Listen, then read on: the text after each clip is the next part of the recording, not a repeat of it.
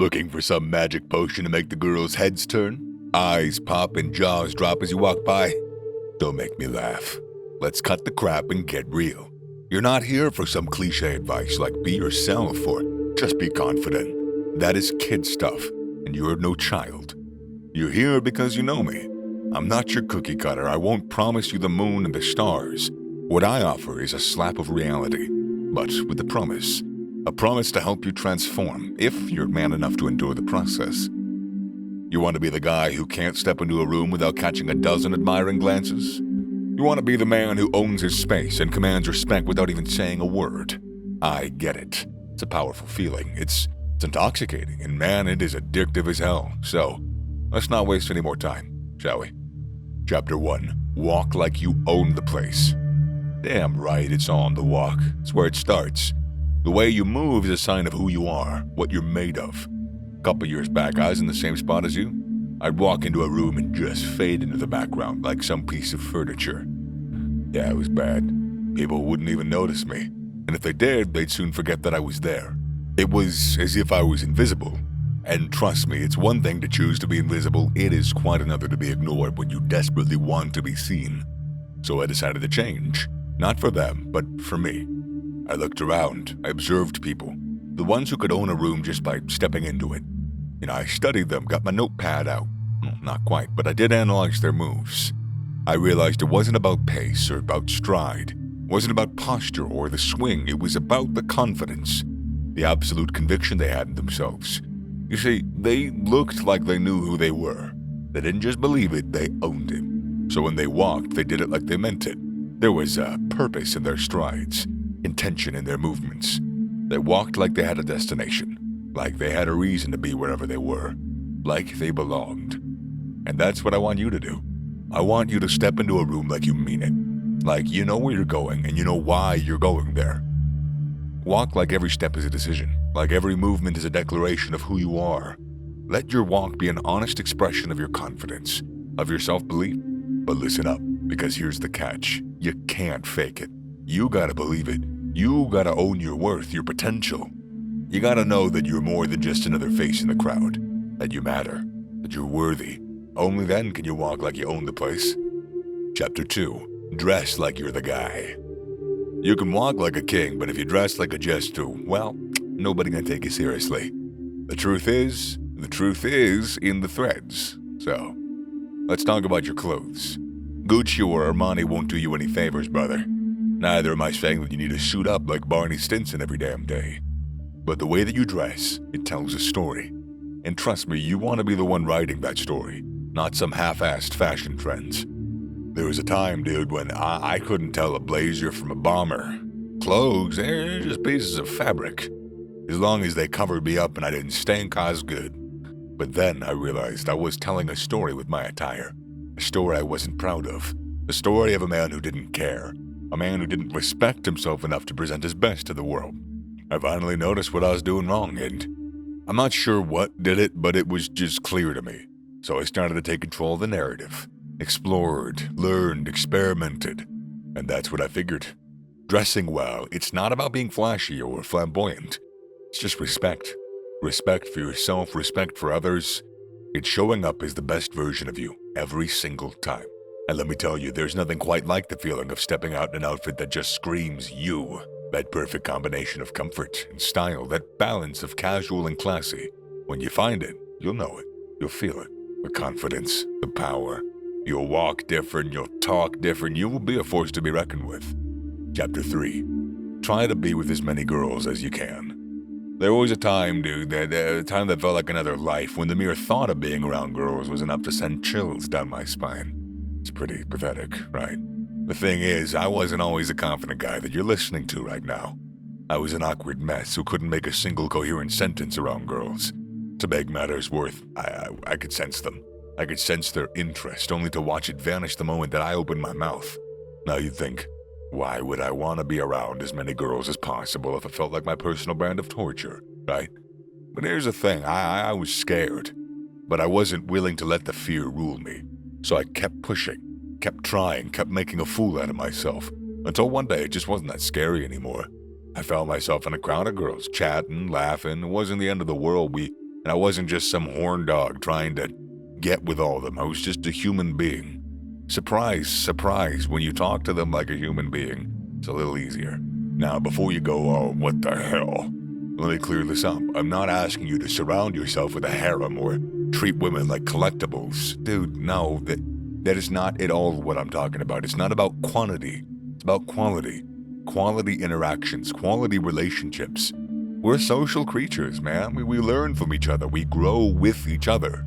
And the more diverse our interactions are, the richer our social skills become. So when I say be with as many girls as possible, I don't mean be with. I mean be around, you know? I just mean expand your social circle.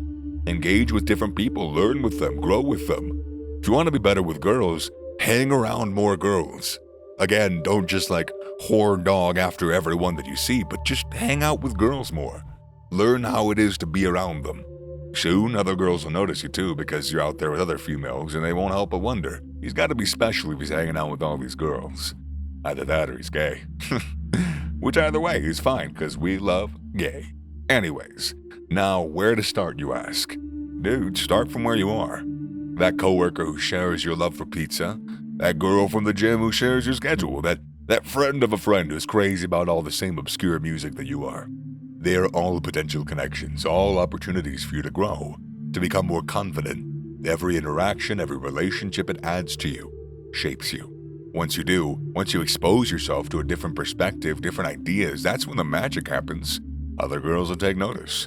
Being surrounded by women will feel so normal that other women won't be able to help themselves but notice you and want to be around you. I mean, women can be real competitive, man. So when you surround yourself with 3 girls, who do you think the other women will look at? Some rando in the corner sipping on his cocktail? No, it's going to be the man owning the room, walking around with other girls who just oozes confidence. Chapter 4. Make sure you're trimmed nicely and look fresh. I remember one particular moment I was just standing in front of my bathroom mirror, staring at the unkempt facial hair or rat's nest, whatever you want to call it, on my head, and the beard that made me look more homeless than a hipster. Oh man, the neck beard was so bad. And I just looked at the razor, and then back to my reflection, and then the decision was made. I wasn't gonna walk around looking like I crawled out of a dumpster. Now, I'm not saying you gotta get a clean shave or a buzz cut, but hell, you should rock whatever style makes you feel like a king. But also, don't let your beard be unkempt. I can tell you that there is no style that fits homeless-looking beard. I'm just saying. Nice, trim beard, whatever length you want, chef's kiss. But looking fresh isn't just the specific style, you know, it's the effort you put into it. Remember how we talked about owning your own space? About commanding respect? Well, part of that was looking the part. You can't strut around like you own the place if you look like you just rolled out of bed and expect people, let alone girls, to take notice. Cleanliness isn't just next to godliness, it's next to attractiveness too. Being trimmed nicely, being fresh, that's a sign of respect. It shows that you care enough about yourself to put in that effort, and my friend, that is attractive. So grab that razor or that beard trimmer, step into the shower and scrub away the grime. Slap on some deodorant and spritz some cologne, dress in clean, well-fitted clothes, and then look in the mirror and recognize that guy staring back at you. He's the man. He's the guy who takes care of himself, who respects himself, and that's someone worth staring at. Chapter 5. Trying to look super focused or serious. There is a time for smiles, there is a time for laughter. In my opinion, it's all the time. It's very frequent. And I'm a fan of both, trust me, I really am, but there's just something magnetic about a guy who's all in his work, his passion, his hobby. A guy who's pretty serious, not brooding, you know, not just, but, you know, focused. A guy who has a purpose. The first time I went into a job interview, my palms were sweaty and my voice shook. I kept smiling, making jokes, trying to seem likable. But they didn't call me back, though. And I thought, what's the matter with them? I'm a fun guy. And then it hit me. I wasn't there to be fun. I was there to be serious. To show them that I was focused, that I wanted that job more than anything. So the next time I held my head high. I focused on my words and the person I was talking to. I didn't crack a joke or flash a cheesy grin. I was serious. I was focused. And guess what? Surprise, surprise, I got the job. And that's the thing. Girls are attracted to men who are focused, who are serious, because it shows that you're committed. It shows that when you want something, you go for it. And damn, that's so attractive. I don't have any other way to say it. No, I'm not telling you to walk around with a grimace on your face or act like you're carrying the weight of the world on your shoulders. Don't be a dramatic baby. That's not what being serious is about. It's about being in the moment, showing that you're engaged, that you're present, that you're not just here for a good time, but you're here for a long time. When you're in a conversation, listen. Really listen. Don't just nod along while thinking about what you're going to say next. I cannot stress that enough. Do not just think about what you're going to say while somebody else is talking. It's so easy to do. I do it. I have to stop myself, but please try and be aware. Show them that you're interested in what they have to say, that you're serious about getting to know them. Also, obviously being charming matters. It's a quality that women love most in conversation. If you can make them laugh, you win, But focus in this context matters a lot more. When you're working on something, don't let distractions pull you away. Stay focused. Show them that when your mind is set to something, you see it through to the end. Now, with all that in mind, you think you got what it takes to apply them to your life? Well, you be like me, a guy who was in your current shoes and then evolved into what I could only dream of, and I'm not done either. God, you're never done improving. Improvement is a lifelong process. Or, are you just going to stay in the same place? The answer is easy as to what you want, but doing it, making that happen, that's a different story. And I think it's time for you to rewrite that story.